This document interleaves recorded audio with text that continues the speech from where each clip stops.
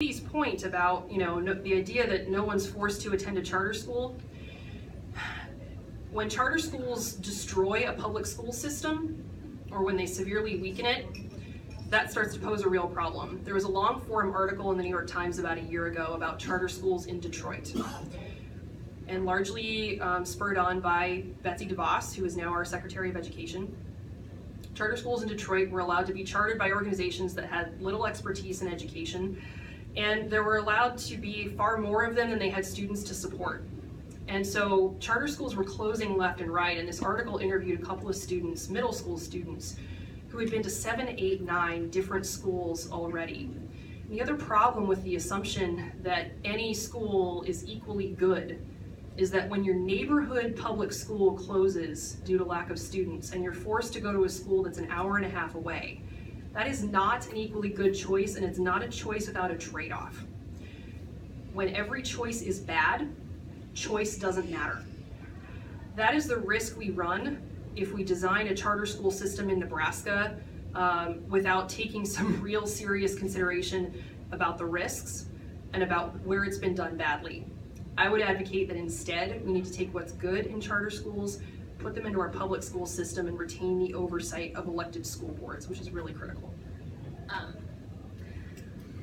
So this gets to the point that opponents make arguments regardless of reality, in that there have been, I think 3 or 4 charter school bills introduced in Nebraska in the last several years, and 2013 and I think the one introduced in 2014 said they can only exist in Omaha, only in OPS, and only the OPS school board can authorize them.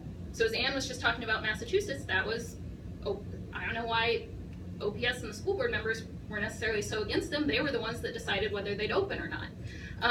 However, because 44 states in the District of Columbia have charter school laws and many have charter schools, we know that the best charter schools come from when there's an independent authorizing board. And so the charter school bill that's been introduced and still alive, might be heard next year on the floor, uses best practices all around. It would be the strongest charter school law in the country if it passed. And by strong, it's because that's where kids are actually learning the most based on that policy. I thought of what I was going to say, so I'm going to, but also this folds into what Ann said. We can use best practices and put those in all schools. That's what we're trying to do. I think we're in total agreement on that. What isn't possible are for kids to wait. We can't say 5 years from now some of the schools got better, so Sally can go back to kindergarten and benefit from that school. And then here's the thing I remembered about charter school, or what I was going to say. There is no evidence. I mean, I'm not going to go into the Detroit thing, and I know a certain name came up that's been in the news a lot, so I'm just going to throw it out there again that Barack Obama is a huge supporter of charter schools. I would really like you to think about these questions for every policy, really. Does it help a child? And does it hurt any children? And if the answer is yes to the first question and no to the second question, then why the heck are we stopping it? I would urge you to ask exactly the same questions. Okay.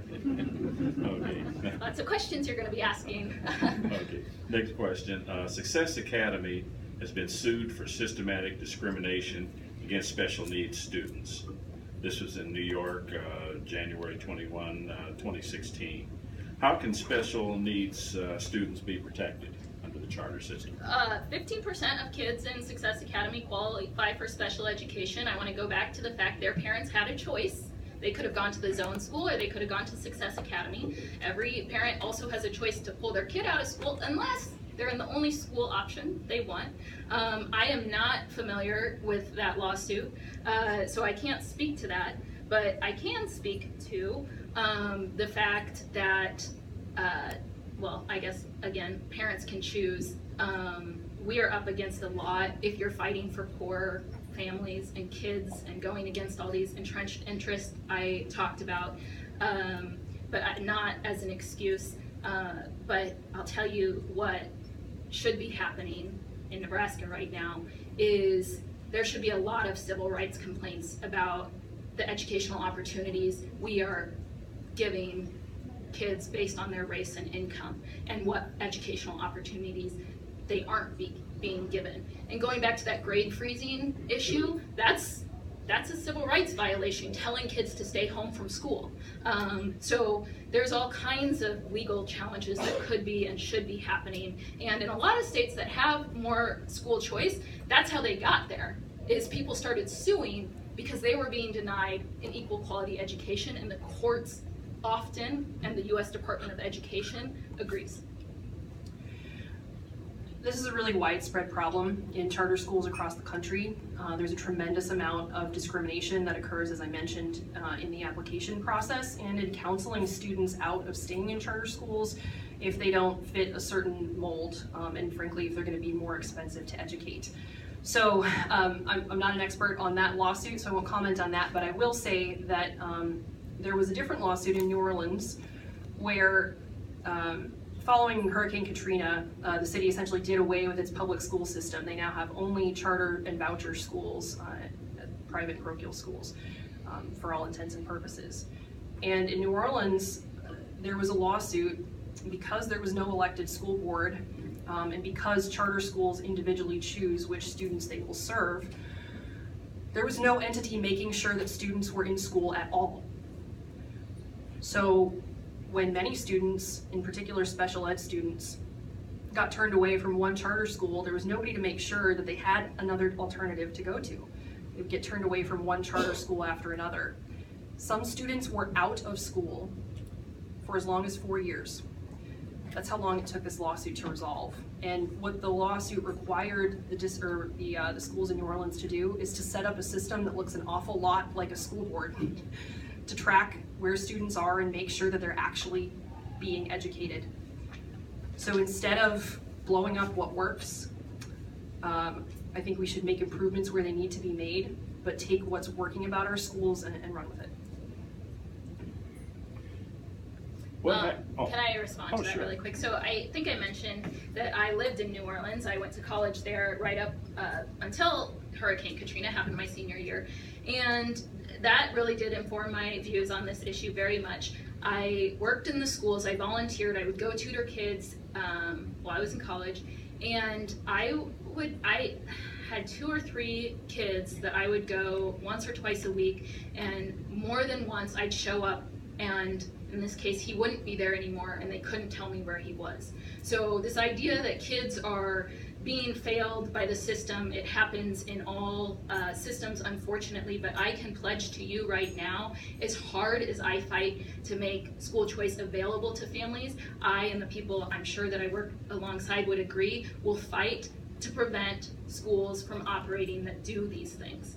And we're talking a lot about laws, and you know, I went to law school, and that's how lawyers make money, they file lawsuits. So, and I don't mean to be flip about that, but I don't want to get off the topic about empowering parents and focusing on what is the best option for every child based on their unique needs. Okay. This is for Ann. You mentioned Druid Hill and the improvements made by putting millions of additional taxpayer dollars into the school. 40% were proficient at Druid Hill, up from 15%. But what about the 60% who are still not proficient? How do we help them with the limited choice of a traditional public school model? It's a good question. So first off, I want to push back on the dollar figure there. I'm not sure where the person was getting that, but the total funding available to the State Department of Education for this kind of work is on the order of a couple $1 million. So, and it goes to, I just want to be clear that we're not handing schools a bunch of cash. That funding goes to providing expertise and the time of experts to help mentor principals and students, or principals and teachers rather, to help make the necessary changes. There's certainly still more work to do at Druid Hill and at many other schools in Omaha and other places around the state. There's no question about that. But charter schools are no silver bullet for making those kinds of changes. In fact, according to the NAACP statement from last fall, charter schools have worsened segregation, which is true in many cities, and they have closed neighborhood schools in many cities, thereby limiting choice. So like I said, if all the choice is bad, choice doesn't matter. So instead, we need to continue the positive trajectory at Druid Hill and other schools, investing the appropriate time and resources to help get students where they need to be. And that's the path we need to follow. Can I say, all the choices are bad for some parents right now. They just are. So, because I've heard that a couple times right now, and the question is, should those parents have a choice? Should they have another one? And should they be the one to decide if it's a good one or a bad one? And this money matters. A lot of people are leaving Nebraska because of the property taxes, but money is not going to fix this problem.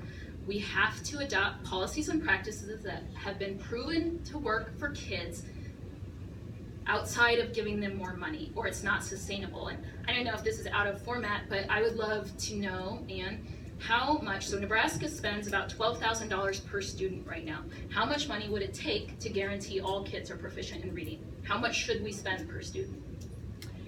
I think that's the wrong question, Katie. I think the question is, what kinds of investments do we need to make in our students to give them a shot at a bright future? And I think the answer is, rather than reducing it to some dollar and cent amount, I think that's the problem, or a problem with what No Child Left Behind did to education policy in this country. You're right, it's not a problem that is a simple matter of dollars and cents, it's a matter of investing smartly. And I think public schools with elected school boards have a lot more incentive to do that wisely than do private charter management organizations. So I think that's the question we need to ask. And yet the answer we always hear is the schools aren't working because they don't have enough money. So I don't know how to solve that problem unless we have more transparent answers. Okay. How do you explain higher graduation rates for students, especially African American students, but students testing into remedial college courses, parentheses, math, reading, writing, still remain high? Yeah, I mean, I think that's a broad challenge across education, and it's one that charter and voucher schools as well as public schools face. There are some disparities between what high schools are teaching and what in particular employers are looking for, and that's a broader question across education.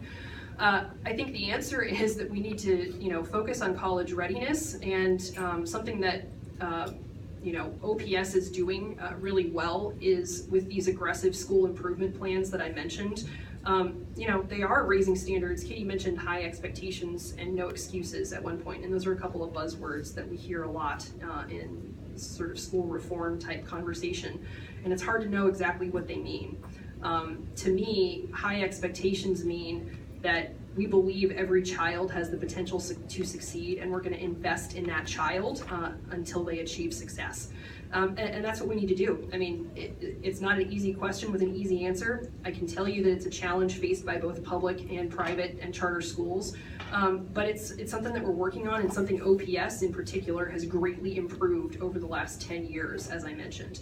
There's still more work to do. There's no question about that. And until every child is graduating from high school, we will have more work to do, and ready for college or career, we'll have more work to do. But discounting the fact that we're on the right path and making progress would be a huge mistake. And I know we're running out of time, but I'm really glad this question came up. I think it's one of the most important points we can make here today, is that what has happened over the last 10 years, and this has certainly happened in OPS, and there are news articles about it, and some things we do agree with the teachers union on, is that we are passing kids along who haven't mastered the content. And I'm not going to say they support this law, but there is a bill down in the legislature this year that said if a child cannot read by the time they finish 3rd grade, they shouldn't be promoted. They should be given intervention starting in kindergarten to make sure they meet that crucial mark and can read, because if you promote a child and they cannot read, they will not learn after 4th grade. And 85% of the juveniles in America that are in the criminal justice system are illiterate. We do not put 4th graders in jail. They got there in large part, that 85% would